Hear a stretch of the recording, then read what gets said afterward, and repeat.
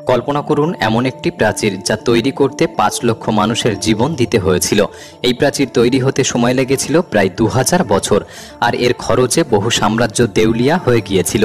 নদী, পুকুর, মরুভূমি, পাহাড় পেরিয়ে সমুদ্র পর্যন্ত বিস্তৃত এই প্রাচীর শুধু বিশ্বের সবচেয়ে বড় মানুষের তৈরি গঠনই নয়, এটি সপ্তাশ্চর্যের অন্যতম এবং এক অপূর্ব স্থাপত্য নিদর্শন। আর এটা হলো চীনের মহাপ্রাচীর, the great wall of China. ২১,১৯৬ কিলোমিটার পর্যন্ত বিস্তৃত এই প্রাচীর যেমন জনপ্রিয়, তেমনি এর ইতিহাস রহস্যে ভরা। কিন্তু প্রশ্ন হলো, চীনের এই মহাপ্রাচীর কেন তৈরি করা হয়েছিল? এর সঙ্গে ড্রাগনের কি সম্পর্ক? এটিকে বিশ্বের সবচেয়ে বড় কবরস্থান কেন বলা হয়? এত বছর পরিশ্রমের পরও কেন একে ব্যর্থতা হিসেবে দেখা হয়? আজকের ভিডিওতে আমরা জানাতে চলেছি চীনের মহাপ্রাচীরকে ঘিরে থাকা এইসব রহস্যের কথা, যে রহস্য আজও মানুষকে ভাবিয়ে তোলে। তাই ভিডিওটি সম্পূর্ণ দেখার অনুরোধ রইল। আর নতুন বন্ধুরা অবশ্যই পাশে থাকা সাবস্ক্রাইব লেখাটি প্রেস করে বেল আইকনের অল অপশন সিলেক্ট করুন। দি গ্রেট ওয়াল অফ চায়না এটি বিশ্বের সবচেয়ে দীর্ঘ প্রাচীর, তবে এটি সোজা কোনো প্রাচীর নয়, বরং অনেকগুলো খণ্ড জোড়া দিয়ে তৈরি। আজও এই প্রাচীরের অনেক অংশ একে অপরের সমান্তরালে এবং বিভিন্ন দিকে বিস্তৃত। সব খণ্ড একত্র করে এই প্রাচীরের মোট দৈর্ঘ্য প্রায় ২১,১৯৬ কিলোমিটার। আপনি সহজেই বুঝতে পারবেন এটি কতটা দীর্ঘ যদি ভাবেন ভারতের কাশ্মীর থেকে কন্যাকুমারী পর্যন্ত ৩ বার এবং ঢাকা থেকে কক্সবাজার পর্যন্ত ২৬ বার যাওয়া আসা করলে এই প্রাচীরের দৈর্ঘ্যের সমান হবে। তবে আজকের দিনে এই প্রাচীরের বড় একটি অংশ নষ্ট হয়ে গিয়েছে। ১৯৮৫ সালে ইয়াহু হুইডং এবং তার ২ বন্ধু প্রথমবার এই প্রাচীরের এক প্রান্ত থেকে আরেক প্রান্ত পর্যন্ত যাত্রা সম্পূর্ণ করতে পেরেছিল। এই যাত্রায় তাদের প্রচুর কষ্ট সহ্য করতে হয় এবং তাদের সময় লেগেছিল ৫১০ দিন, অর্থাৎ ১৭ মাস। এই ৩ জনের পর আর কোনো মানুষ আজ পর্যন্ত এই প্রাচীর পুরোটা পেরোতে পারেনি। এই প্রাচীর চীনের উত্তর দিকে তৈরি এবং বরফে ঢাকা মরুভূমি থেকে শুরু করে ইয়েলো রিভার পর্যন্ত বিস্তৃত। এর পথে রয়েছে উঁচু পাহাড়, খাড়া পাথুরে অঞ্চল, শুষ্ক মরুভূমি, বরফাবৃত এলাকা, নদী, পুকুর ও সমুদ্র। প্রকৃতির নানা রকম দৃশ্যের মধ্যে দিয়ে এই প্রাচীর এমনভাবে এগিয়ে গেছে যে দূর থেকে দেখে মনে হয় যেন তা দুলছে। সম্ভবত এই কারণেই চীনের মানুষ একে বলে পাথরের ড্রাগন, যা বিদেশি আক্রমণ থেকে তাদের রক্ষা করে। চীনের বহু মানুষ বিশ্বাস করেন হাজার হাজার বছর আগে একটি ড্রাগন উড়ে এসে এই প্রাচীরের পথ চিহ্নিত করে দিয়েছিল এবং পরবর্তীতে কর্মকারেরা সেই ড্রাগনের চিহ্ন অনুসরণ করেই এই প্রাচীর তৈরি করে। আসলে চীনা বিশ্বাস অনুযায়ী ড্রাগন হচ্ছে শক্তি, প্রভা ও ঐশ্বরিক শক্তির প্রতীক, যা তাদের রক্ষা করে। যেমন জল জীবনদায়ী, প্রজ্ঞা ও কল্যাণের প্রতীক, ঠিক তেমনি ড্রাগনকেও তারা কিছু গুণের বাহক হিসাবে ধরে নেয়। চীনের মহাপ্রাচীরকে এই বিশ্বাসের সঙ্গে জুড়ে দেখা হয়। এই প্রাচীর শুধু শত্রুদের হাত থেকেই তাদেরকে রক্ষা করে না, বরং এটি ভালো শাসনের প্রতীকও। ড্রাগনের সঙ্গে চীনের মহাপ্রাচীরের সম্পর্ক নিয়ে অনেক কল্পকাহিনী প্রচলিত রয়েছে। তবে যদি কল্পকাহিনীর বাইরে গিয়ে ইতিহাসের দৃষ্টিভঙ্গি থেকে দেখি যে কিভাবে এই মহাপ্রাচীর নির্মাণ হয়েছিল, তাহলে আমাদের এই দৃশ্য দেখতে হলে ফিরে যেতে হবে ২০০০ বছর আগের চীনের ইতিহাসে, যে সময়টিতে চীনের শানডং প্রদেশে মানুষ কৃষিকাজ শুরু করেছিল। ইয়েলো নদীর জল ব্যবহার করে তারা তাদের জমিতে সেচ দিত। সেই সময় চীনের আশেপাশে মঙ্গোলিয়া, মাঞ্চুরিয়া ও শিনচিয়াংয়ের মতো কিছু সাম্রাজ্য ছিল, যাদের মধ্যে বিশেষ করে মঙ্গোলিয়ায় উর্বর জমির অভাব ছিল। মঙ্গোলিয়ায় হাজার হাজার কিলোমিটার দীর্ঘ মরুভূমি বিস্তৃত ছিল, ফলে সেই অঞ্চলের মানুষ গবাদি পশুপালনের উপর নির্ভর করত। অন্যদিকে চীনের শিনচিয়াং প্রদেশের মানুষ ছিল সুসংগঠিত, আর মঙ্গলদের মধ্যে ছড়িয়ে থাকা বিভিন্ন উপজাতি প্রায় শিনচিয়াং প্রদেশে হানা দিয়ে লুটপাট চালাতো এবং ধনসম্পদ ছিনিয়ে নিয়ে যেত। এই সমস্যা থেকে রক্ষা পাওয়ার জন্য চীনের কিছু মানুষ তখন তাদের একজন রাজা নির্বাচন করে এবং সীমান্তকে নির্ধারণ করে দেয়, এবং সেই সীমান্ত ঘিরে উঁচু প্রাচীর তৈরি করার সিদ্ধান্ত নেওয়া হয়। সেই সময় সম্রাট কিনশি হুয়াং ২২৩ খ্রিস্টপূর্বে এই মহাপ্রাচীর নির্মাণের কাজ শুরু করেন। তবে এত দীর্ঘ প্রাচীর একক কোনো সাম্রাজ্যের পক্ষে তৈরি করা সম্ভব ছিল না। তাই পরবর্তীতে আরও অনেক সাম্রাজ্য এই প্রাচীর নির্মাণের অংশ নেয় এবং পুরো প্রাচীর তৈরি করতে সময় লাগে প্রায় ২০০০ বছর। এই দীর্ঘ সময়ে চীনের রাজারা তাদের সময়ের সবচেয়ে দক্ষ স্থপতি ও প্রকৌশলীদের এই কাজে নিযুক্ত করেছিলেন। ২০ লক্ষেরও বেশি শ্রমিক এই প্রাচীর নির্মাণে অংশগ্রহণ করেন। সাধারণ মানুষদের বিশাল সংখ্যায় নিয়োগ দেওয়া হতো, এমনকি বন্দীদের শাস্তি হিসাবে এই প্রাচীর তৈরির কাজে পাঠানো হতো। ৪ বছর যাবৎ তারা এই প্রাচীর তৈরির কাজে নিয়োজিত থাকত। আজ আপনি যদি এই প্রাচীরের দিকে তাকান তাহলে দেখবেন এর কিছু অংশ শুকনো মরুভূমি, আবার কিছু অংশ উঁচু ও পাথুরে পাহাড় যেখানে ওঠা প্রায় অসম্ভব। এই পাহাড়গুলির চারপাশে ঘন জঙ্গল ছড়িয়ে আছে।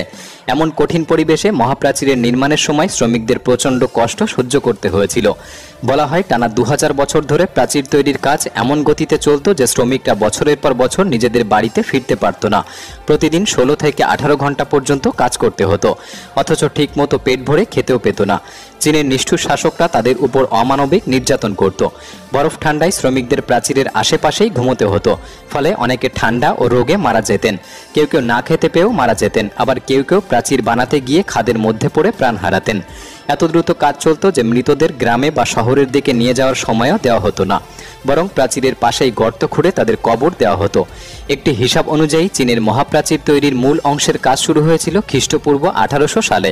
এই প্রাচীর নির্মাণে প্রায় 5 লক্ষ শ্রমিক প্রাণ হারিয়েছিলেন, যাদের দেহ আজও এই প্রাচীরের নিচে বা আশেপাশে সমাধিস্থ। এই কারণেই চীনের মহাপ্রাচীরকে বিশ্বের সবচেয়ে বড় কবরস্থান বলা হয় এবং চীনের অনেক মানুষ একে অভিশপ্ত দেওয়াল বলে মনে করে। অভিশপ্ত বলার আরও একটি কারণ ছিল যে এই প্রাচীর তৈরি করতে গিয়ে বহু চীনা সম্রাট ও তাদের সাম্রাজ্য দেউলিয়া হয়ে গিয়েছে।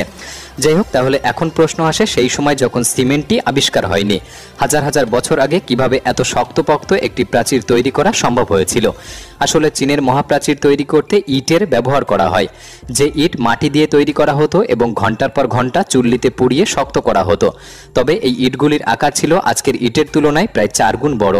প্রাচীর তৈরির আগে এর ভিত্তি বা বেসমেন্টে বসানো হতো গ্রানাইট পাথর, আর অন্য পাশে দেওয়া হতো বিশেষ চীনামাটি, যাতে বহিরাগত শত্রু সহজে দেয়াল বেয়ে উপরে উঠতে না পারে। ইটগুলি জোড়া লাগাতে ব্যবহার করা হতো চুন ও চালের গুঁড়ো মিশ্রিত জল। পুরো মহাপ্রাচীর নির্মাণে প্রায় 50,000 কোটি ইট ব্যবহার করা হয়েছিল। এর থেকে আন্দাজ করা যায় কত কোটি টন চুন ও চালের গুঁড়ো এখানে ব্যবহার করা হয়েছিল। চীনের মহাপ্রাচীর এমনভাবে ডিজাইন করা হয়েছিল যে এর গড় উচ্চতা ছিল 23 ফুট এবং প্রস্থ ছিল 21 ফুট। কোথাও কোথাও প্রাচীরের উচ্চতা 9 ফুট, আবার কোথাও 35 ফুট পর্যন্ত। এই প্রাচীর তৈরির মূল উদ্দেশ্য ছিল সামরিক সুবিধা, যাতে প্রয়োজনে একসঙ্গে 10 জন পদাতিক সেনা বা 5 জন অশ্বারোহী একসঙ্গে দৌড়ে শত্রুর হানা প্রতিহত করতে পারে। প্রাচীরের দুই পাশে রেলিংও দেওয়া হয়েছিল, যাতে সেনারা পড়ে না যায় এবং শত্রুর আক্রমণ থেকেও কিছুটা সুরক্ষিত থাকে। প্রাচীরের বিভিন্ন জায়গায় ছোট ছোট ছিদ্র রাখা হয়েছিল।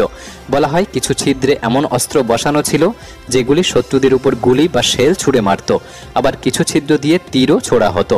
প্রতি 100 মিটার অন্তর একটি করে উঁচু ওয়াচ টাওয়ার তৈরি করা হয়েছিল, যেখানে সবসময় একজন সৈনিক নিয়োজিত থাকতেন।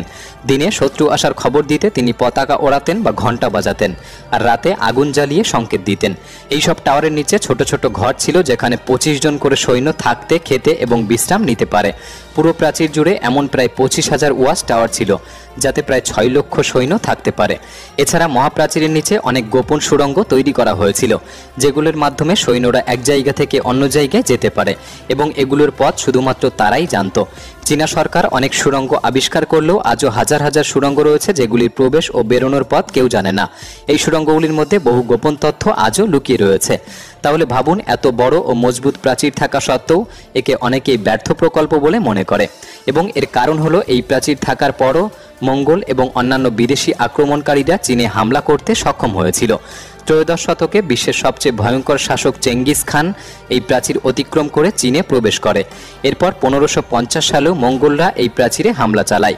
1644 সালে মাঞ্চু সাম্রাজ্যের সৈন্যরা এই প্রাচীর অতিক্রম করে চীন দখল করে এবং সেখানকার সরকারকে উচ্ছেদ করে।